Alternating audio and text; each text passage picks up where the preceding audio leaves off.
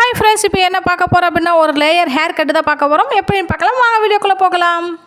First வந்துட்டு கஸ்டமரை வந்துட்டு சாஃப்டாக ஹேண்டில் பண்ணணும். அவங்களுக்கு வந்து எங்கேயுமே வலி இல்லை, முடி வலிக்கல, அது போல் தான் பண்ணணும். அதுபோல் த்ரெட்டிங் பண்ணாலும் ஐப்ரோ வலிக்காமல் தான் பண்ணணும். சாஃப்டாக ஹேண்டில் பண்ணணும். இப்போ வந்துட்டு முடியில் ஃபுல்லாக சிக்கு எடுத்து ரெடி பண்ணி வச்சாச்சு. இப்போ பின்னிக்கிட்டு தேவையில்லாத முடியை வந்துட்டு கட் பண்ணி எடுத்துக்கலாம். கட் பண்ணுறதுக்கு முன்னாடி கஸ்டமர்கிட்ட வந்துட்டு இந்தளவுக்கு போதுமா இந்தளவுக்கு போதுமான்னு கேட்கணும். அவங்க வந்துட்டு இந்தளவுக்கு போதும்னு சொல்லிட்டாங்க. அந்தளவுக்கு கட் பண்ணி நம்ம எடுத்துக்கலாம். அது தேவையில்லாத முடி, அதை கட் பண்ணி எடுத்துக்கலாம். ஒரு ஹேர் கட்டுக்கு முக்கியமானதே கைட்லைன் தான்.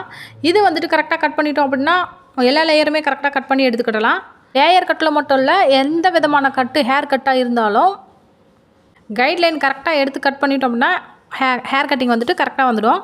இப்போ வந்துட்டு இவங்களுக்கு பாதி கட் பண்ணியாச்சு. நாம் வந்துட்டு கொஞ்சம் கொஞ்சமாக எடுத்து இவங்களுக்கு லேயர் கட்டு பண்ணிக்கிடலாம். இந்த கஸ்டமர் வந்துட்டு ஹேர் கொஞ்சம் லாங்காகவும் இருக்கணும், எனக்கு லேயர் கட்டு வேணும்னு சொன்னாங்க. அதனால் இவங்களோட ஹேருக்கு இந்த அளவுக்கு தான் லேயர் கட் பண்ண முடிஞ்சது. லேயர் கட் வந்து இப்போ பண்ணி முடிச்சாச்சு.